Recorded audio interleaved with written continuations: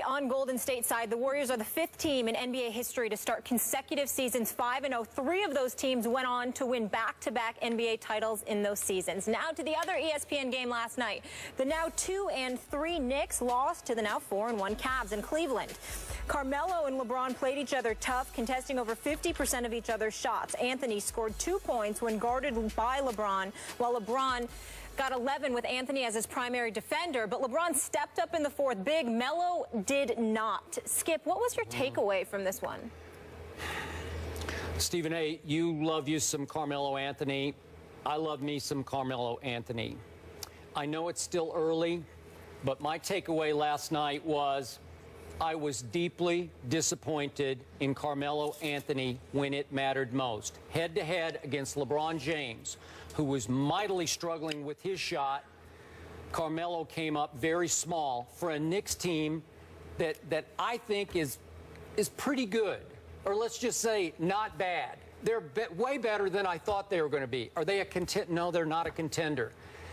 Could they make a little noise, maybe make some kind of run at the 8th playoff spot? Maybe. I kind of like the team. I like Porzingis. I think he's not going to be a bust. I'll go that far this early. He's 20 years of age, 7 feet 3 inches tall. He's just so long. He's skilled. He's not afraid. Just a baby, but he's got high basketball IQ. I think he's not bad. And I watch these other, Langston Galloway, you've brought him up. He's not bad. Kyle O'Quinn's not bad.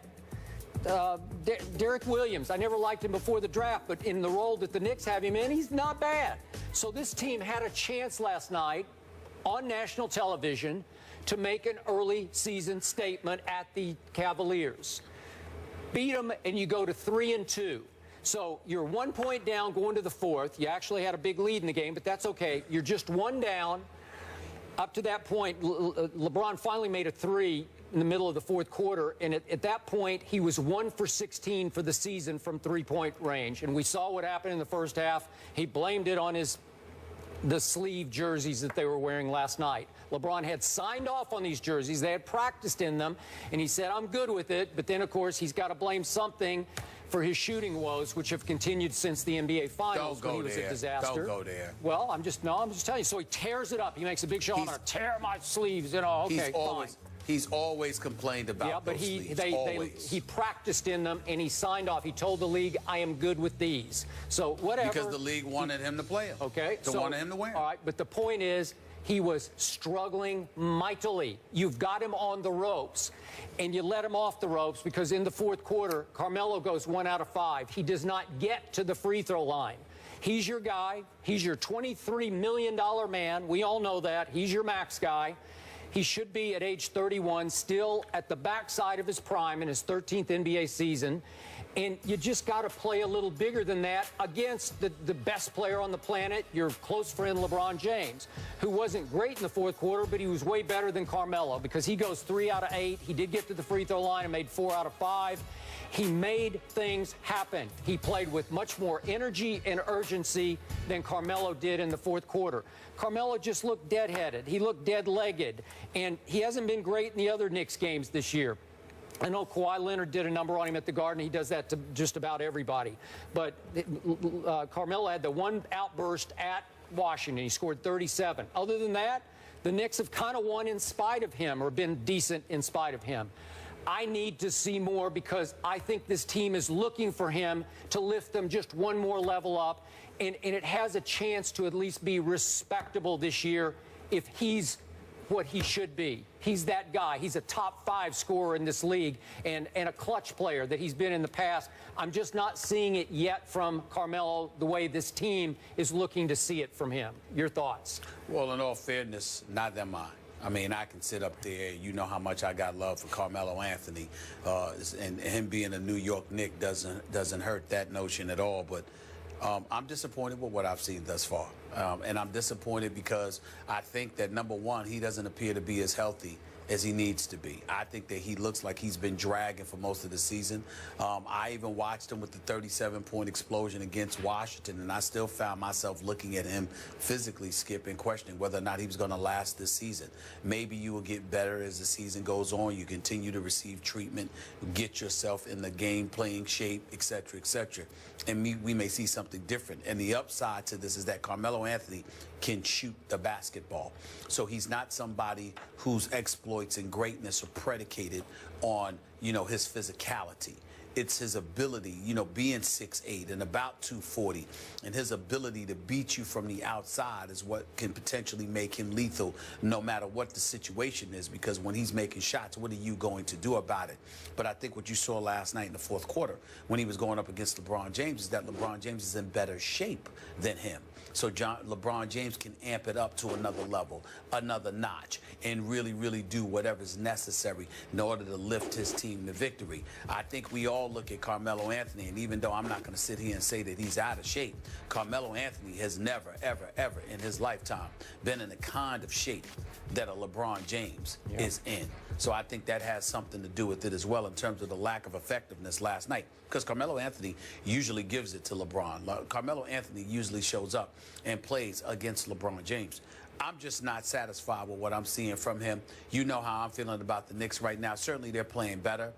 Phil Jackson deserves a lot of credit for that because they're playing better. They're playing harder. Porzingis is not a bust. He's a 2 to 3 year project. There's an incredible upside to him, and I think that he'll be fine. But at the same time, when you've got Vujacic in your starting lineup, you got a problem. Jerrion Grant out of Notre Dame needs to learn how to shoot the basketball. Okay, Porzingis is giving you something. Robin Lopez is marginal. We all know this. And that's all you can go. I mean, what do you want me to go with? The Langston Galloways of the world, the Kyle O'Quinns, the Lance Thomases, the Derek Williams. These are serviceable players, decent players. But Carmelo Anthony doesn't have but so much to work with, which means he has to be in the kind of condition mentally and physically to carry this team. And he's not. So I'm not happy with what I've been seeing from him. I understand to some degree why that is. But at the same time, I got to tell you, they're not going to go very far unless Carmelo Anthony is a superstar. No doubt. And he doesn't look like a superstar right now. Okay. Are you suggesting he has not recovered from his knee issue of last year? I don't think he's fully recovered. Wow. I do not. I'm not saying that the injury is an issue, but I think the injury and the kind of setback it caused him conditioning-wise, I think there's a lot for him to overcome, because even when he didn't have these injuries, Skip, he wasn't known as some conditioning guru. Yeah. And so because of it, now you've got the injury, and then that scales you back. Yeah, you're rehabbing from the injury so you can get on the basketball court and play. But the kind of physical conditioning that you're accustomed to having, before it wasn't great. So why would it be great now? Yeah. Stephen A., my fear, and I'm hoping against hope this is wrong, but my fear is that Carmelo has been beaten down by such losing with the Knicks that they've lost so much that he's starting to lose his love for playing basketball, where you just get so tired and you look around at the 20-year-old next to you and the guys you just listed and you're saying, we don't really have a chance. So you lose some heart for it. You lose some zest for going out and competing every night, because you start to think, even at my greatest, I can't lift this team up. Well, let's put it in let's just put it plain and simple. Carmelo will never admit it because he's too classy to do so. But he knows this team is subpar, to be kind. He knows that. He knows he's not playing with a championship, a squad with the potential for a championship. But at the same time, Carmelo loves his money.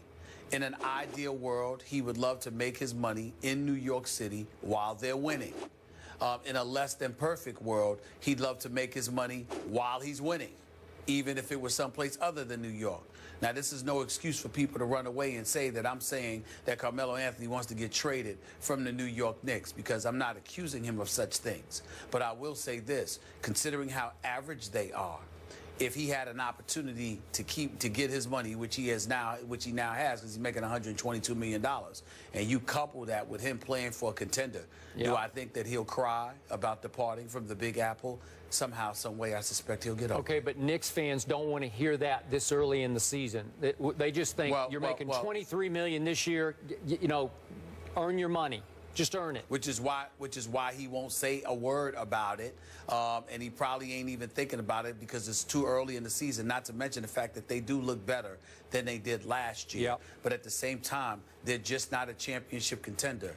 And when you're in the weak Eastern Conference and there's debates as to whether or not you will even make the playoffs, you are the epitome of sorry. And it just comes down to that. So that's a reality that he has to deal with. He wanted to take the money. He got the money. Nobody can knock him for that. But the price that came with that was staying with the team that's ions away from being a championship contender. And he's going to have to deal with that. And so are New York Knicks fans like myself. As sick to my stomach as it makes me for this team not to be competitive, I have to hold on to a little bit of hope. They do look better than they did last year, and they are playing harder. So I'll give them credit for that. But that's about all they're getting from me. All right, we'll leave it there. Friday, the Knicks host the Bucks at the Garden, and the Cavs are at home again against the Sixers. Tony Romo back at practice with the Cowboys. We're talking about practice. Don't miss Skip's interesting take on Big D's franchise. It better be good. Better be real interesting. You're going to get me interested? That's next. Can you live up to it? Yes. Watch.